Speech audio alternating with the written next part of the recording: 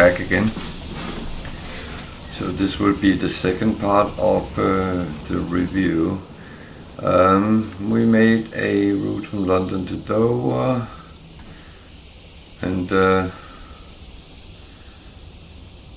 we made some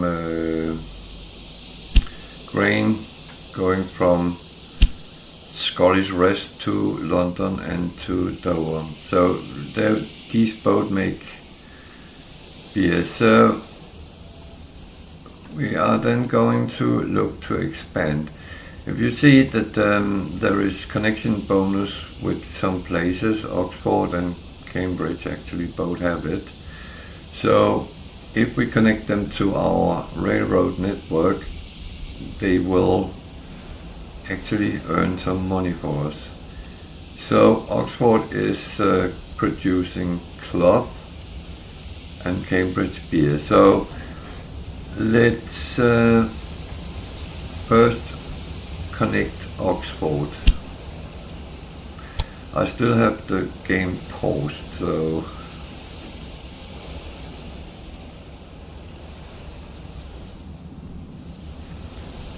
I want to kind of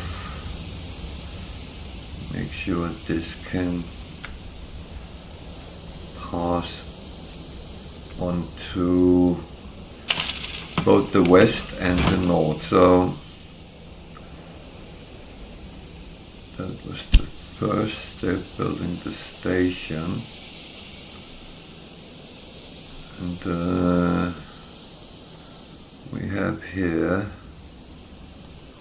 these two. Do we want these to go directly from Dover to Oxford? Then we connect these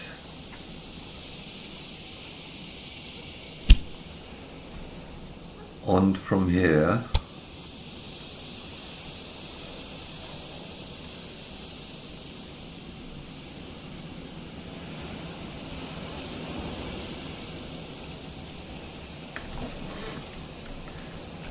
Always keep an eye where you actually connect them, because you don't want the tracks to be crossed. So there, that is going to be quite expensive. It has made a tunnel.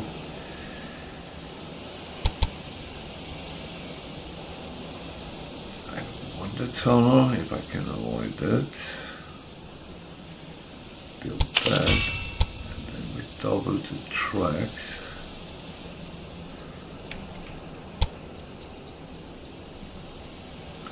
Which would be cheaper. Then we put our gridiron on so we can shift the tracks.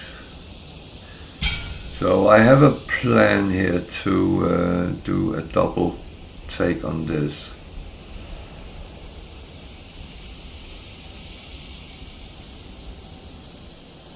Because one thing I have learned on the game is the better you plan from the beginning,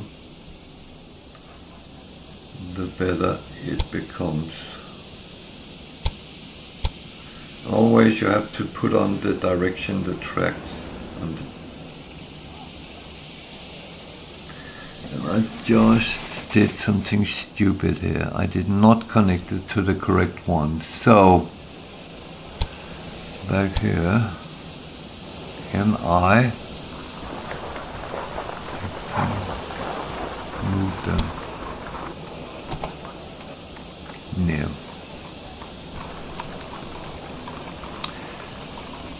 So how do I then do anything with them? Well,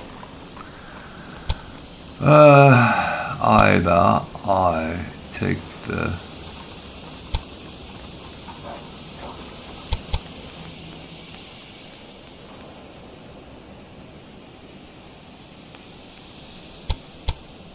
stupid solution,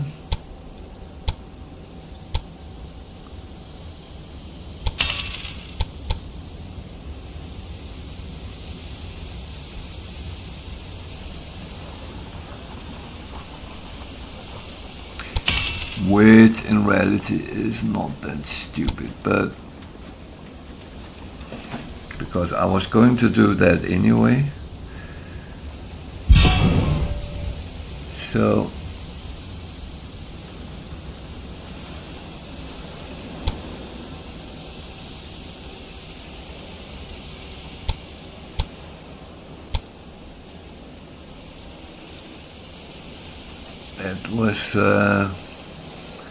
it was stupid without being stupid, so to speak. So yeah. The only thing is that needs to have more space. So put that there. And well,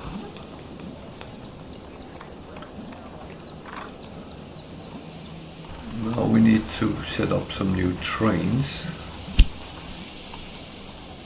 and we want this to London to Oxford.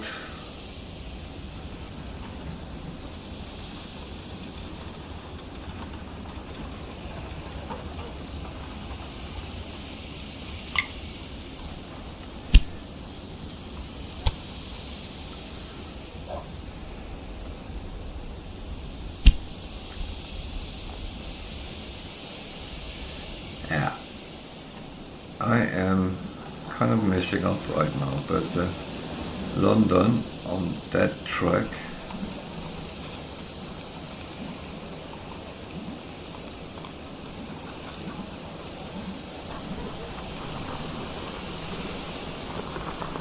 which is a waypoint.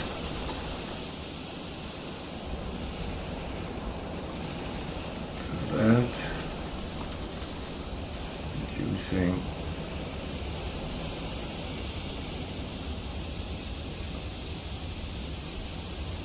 that track.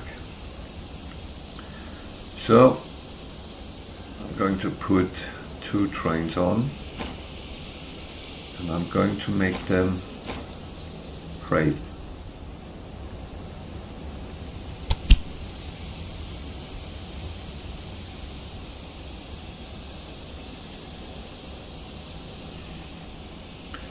So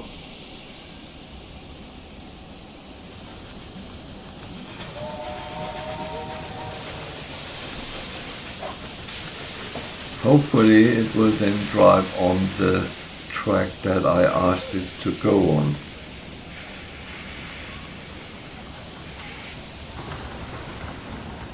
And yeah, you can argue that you are using a lot of tracks for splitting up your transport already. However,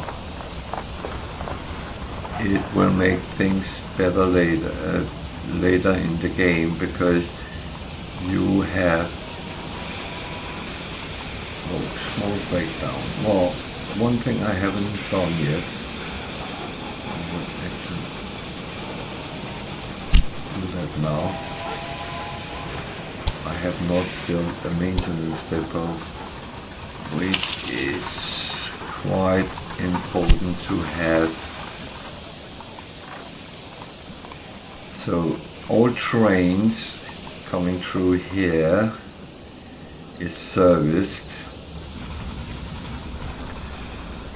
Unfortunately, I have things coming into Dover which are not, so I will have to build one there as well. They are pricey this time, but otherwise you will have a lot of small breakdowns, and it's very important that trains are actually maintained. So this is on its way to Oxford. Could follow it. You see, this will look like the Great Western Railroad going from London pretty much to Bristol. It is 4-track. There is local on some and there is the direct line on some of them.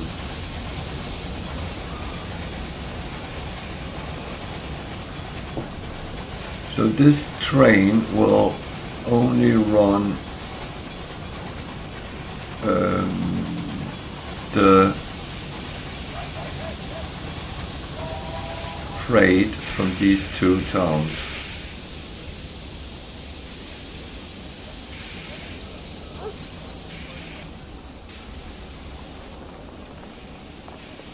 Thing is, freight is slower than passenger trains, so we need to make sure that that actually exists as it should. I'm aware I haven't put any passenger trains on yet, but I'm going to. I always check out that the trains are actually driving where I want them to drive, because otherwise you suddenly have a very big mess of trains being very different places than you expect them to be.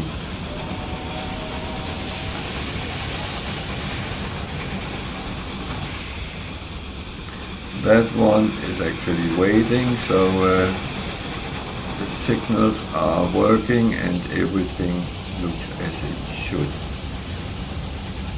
Good. So, the next problem. The London Dover passengers, I'm actually, I got it here. I'm actually going to edit it. And I'm going to scrub London, put London on again. No, I'm scrubbing London, putting London on again. Putting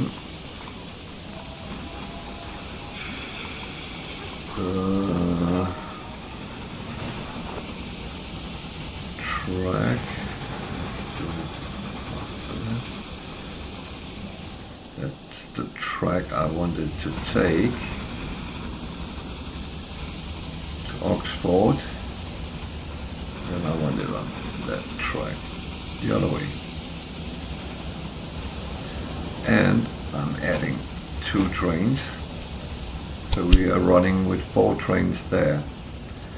Is that going to work? That's a good question. Let's see. This one is on its way to Dover.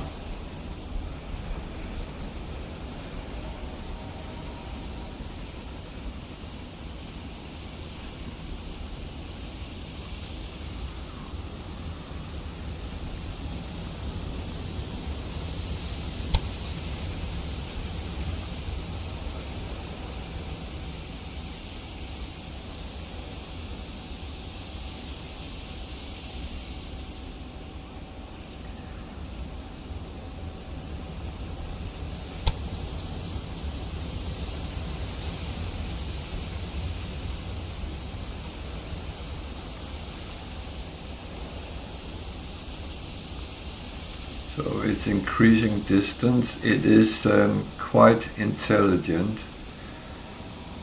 and it's actually going. I'm going to follow this. I know it's going to take up a lot of the video, but I'm actually trying to show you what I found to actually kind of understand how it works and whether it works as I expect it to. That is of course important as well.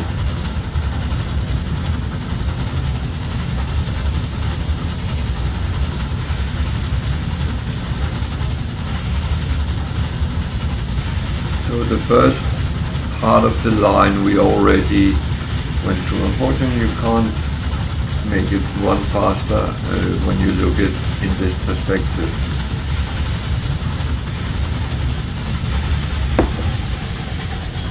Well, one thing I can show you, you can actually see is just staying there. So you can look what you have. You can go into the mail car. Turn around again, go forward.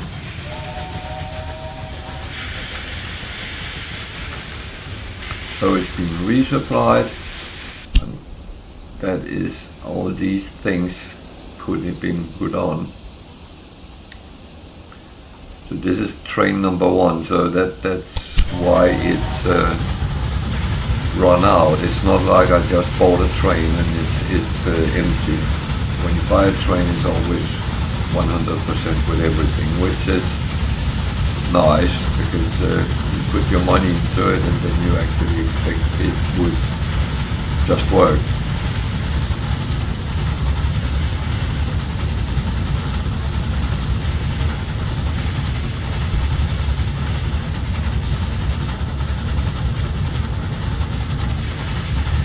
So you can see the line on the right hand side with the grain. It is there, and you can see it goes out there. So you will actually be able to see all your own things.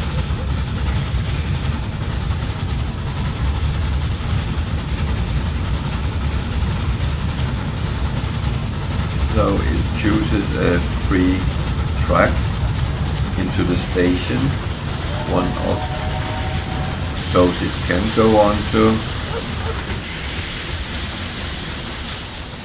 And you see the freight train is actually going out where it's supposed to be. So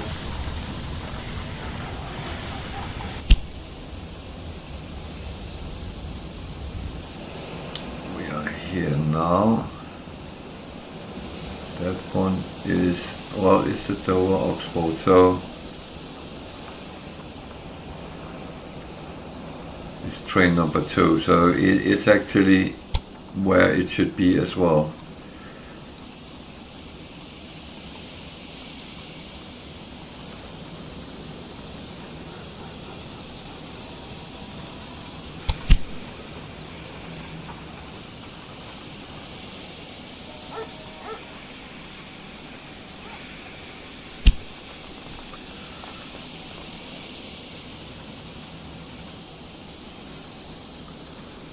So at some point it's happy with the distance going out.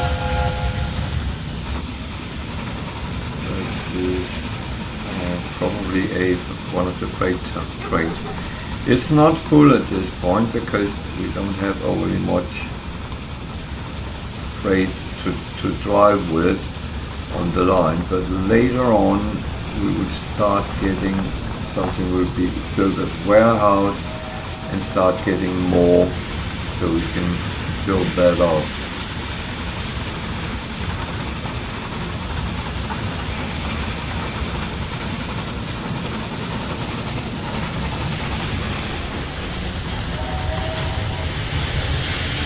There was one train in the other direction, and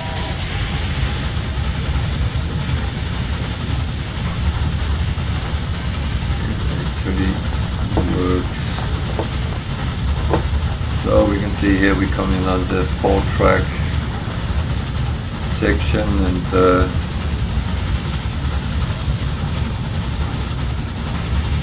if the freight trains were pulling a high haul, which they are not at this point, but I'm not too concerned about that. There will be more.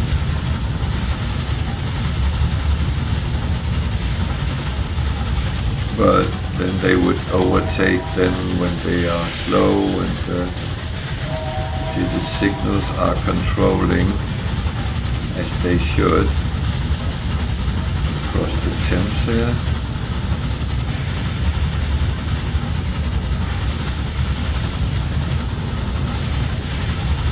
That would be roughly where I used to live in Reading.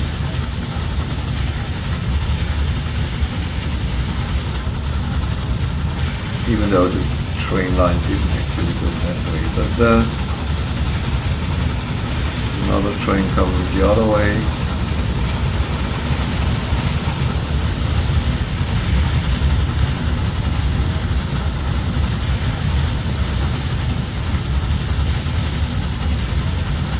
Then the discussion is that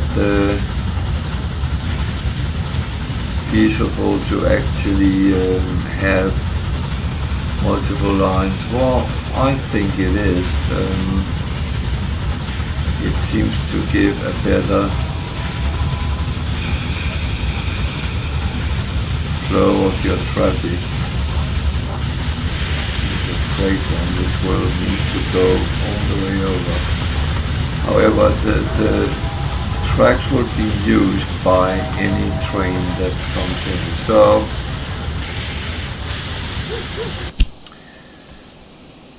to be honest, I find the game is fairly realistic with how you plan it. It can be tricky to get things right. It takes kind of a lot of creativity, knowledge about trains,